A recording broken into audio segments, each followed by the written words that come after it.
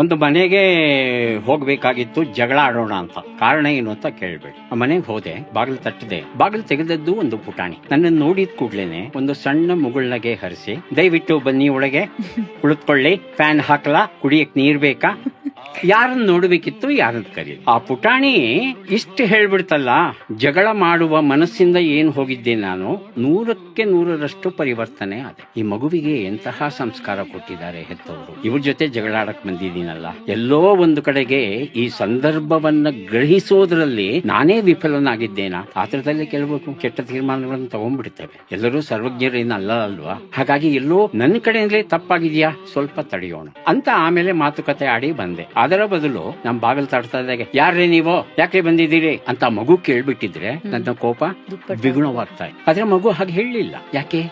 ಅದು ಸಂಸ್ಕಾರ. ಅಪ್ಪ ಅಮ್ಮಂದ್ರು ಏನ್ ಕಲಿಸ್ಕೊಡದೆ ಇದ್ರು ನಮ್ಮ ಸಂಸ್ಕೃತಿ ಮತ್ತು ಸಂಸ್ಕಾರದ ಪ್ರಾಥಮಿಕ ಪರಿಚಯ ಮಾಡಿಕೊಡ್ಬೇಕು.